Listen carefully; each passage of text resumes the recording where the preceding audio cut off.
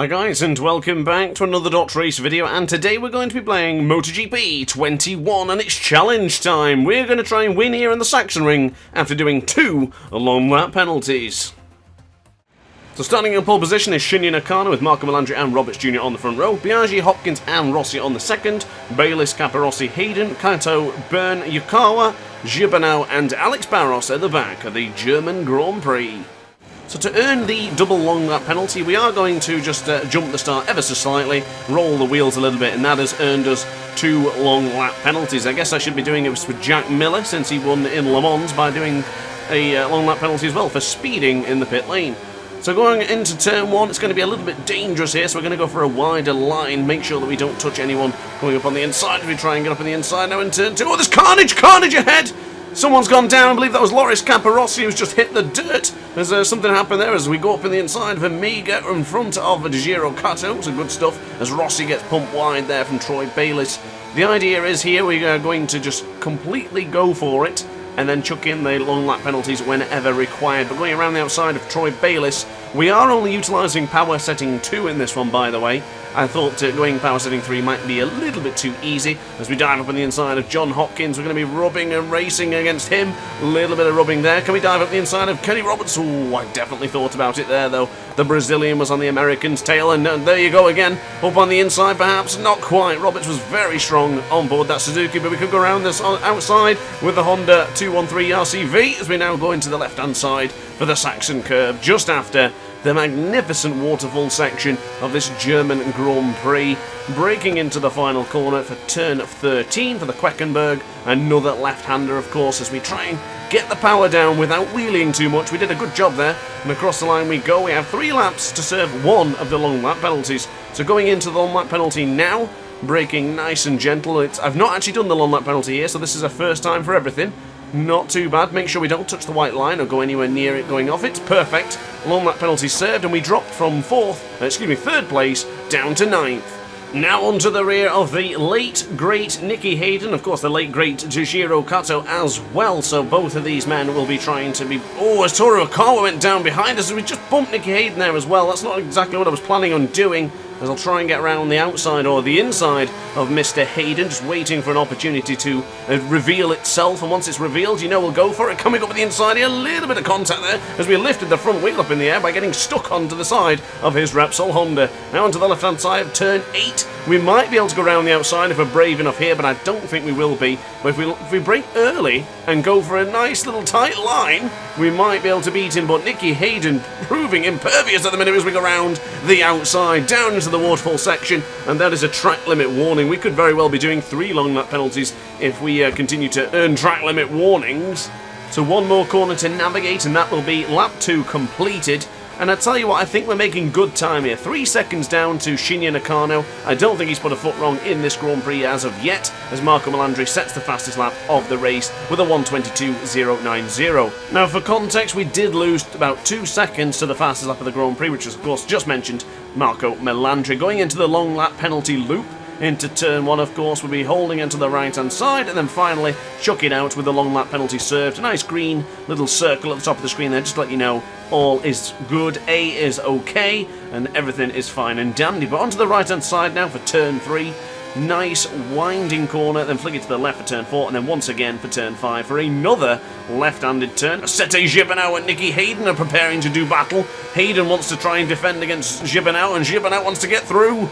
Both men getting very close, and Alex Barros almost kissing the rear of Sete Gibernau's Honda. It's a battle of the Hondas here. 3 Hondas going into 1 corner. Could only be 1 winner. Nicky Hayden currently into the 8th place, but never mind about that. Alex Barros pinches it going around the outside. Now into the left-hand side for turn 10. The left-hand side of the tyre, which is understandably so because there's so many left-hand corners. 9 left-hand turns and 3 right-hand turns. So not much you can do. The left hand of the tyre is going to get battered no matter what. As we get a little bit out of shape going onto the Saxon curve, goodness me, Sete Gibernau will try and take advantage of that as he wheelies very nice there for the Spaniard, but that's not going to help his charge for the victory, as Marco Melandri is actually ahead of the grid right now. I didn't see him take the lead, but there he is at the top of your picture left on the left-hand side of your screen.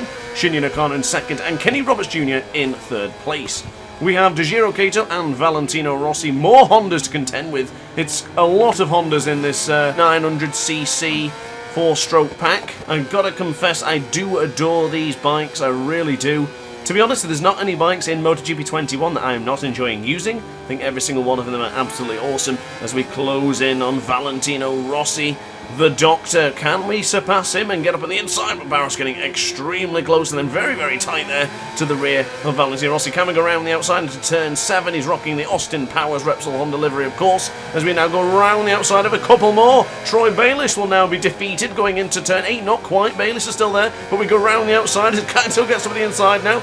Can we get to... Oh, not quite. I did want to go for the American, but we couldn't get it done there. The Suzuki hanging on very, very well. We'll go for a wider line to eventually then pick up the gas and go absolutely leather as we charge down the waterfall section and now into the left-hander for the Saxon curve. A little bit of contact there with Hopkins. Oh, I definitely envisioned him touching my rear tyre, then just losing the front. But thank goodness we managed to survive. Going around the outside there of Kenny Robertson, sliding the rear into the Queckenberg turn 13, their final corner. Just realised my maths was wrong earlier. I think it was 9 left turns and 4 right-handers. I can't even count. As we go into turn 1, the first of the 4 right-hand turns. As we now get closer and closer to Shinya Nakano, the Kawasaki man did really well to lead the Grand Prix as long as he did. Well, Marco Melandri has decided to check out and disappear into the distance. Alex Barros did indeed set the fast lap of the Grand Prix just a moment ago, a 1:21.159. I don't think Nakano, yeah, he knows it's coming. He knows he's got a determined Brazilian chasing him and down. He goes up the inside, wow!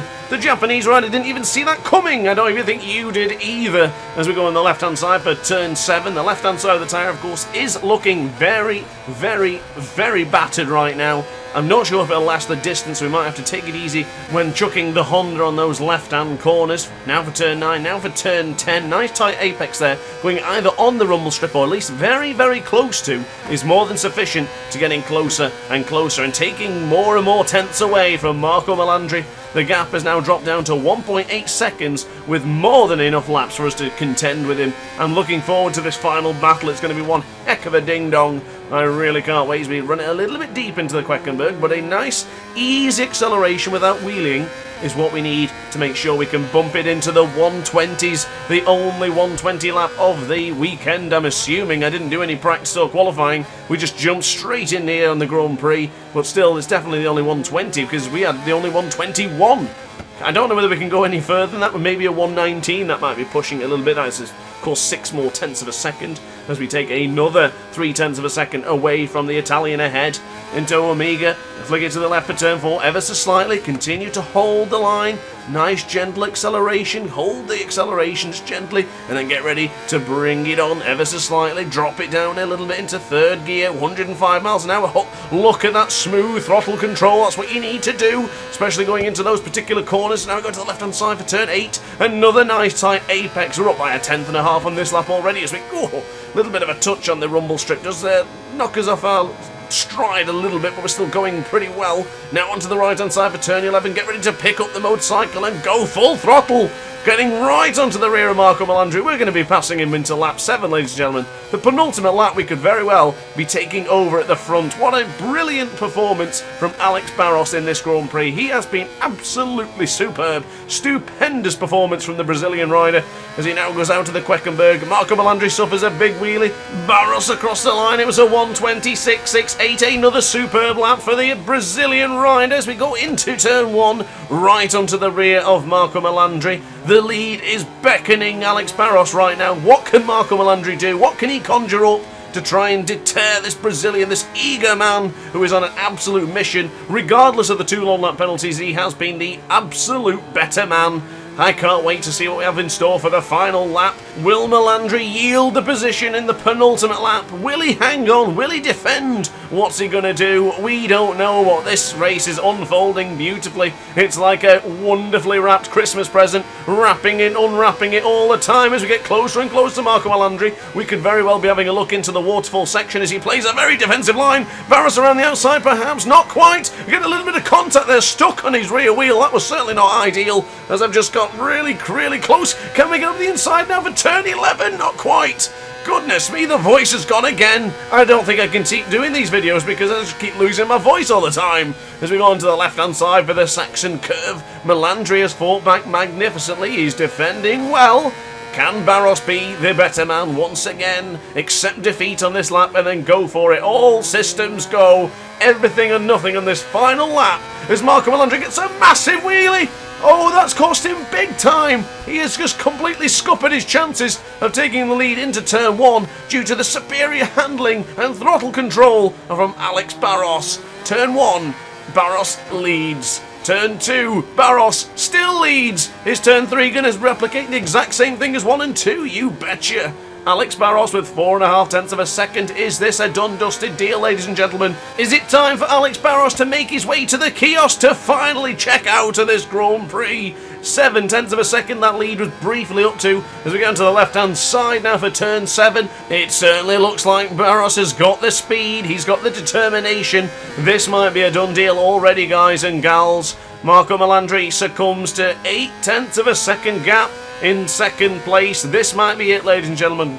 Pull the curtains, the race is going to be over. Oh, a little bit of a track limit warning there. Not ideal, but I think we're going to be absolutely fine and dandy and safe and sound to cross the line in first place. But going into the left-hander of turn 12, I think we've done the business. I think we're safe now, guys. And I tell you what, this has been a brilliant, brilliant race. I could definitely do more of these challenge videos. If you want to see more, be sure to let me know in the comment section down below. But before then, we have to celebrate a magnificent, excellent, stupendous victory for Alex Barros.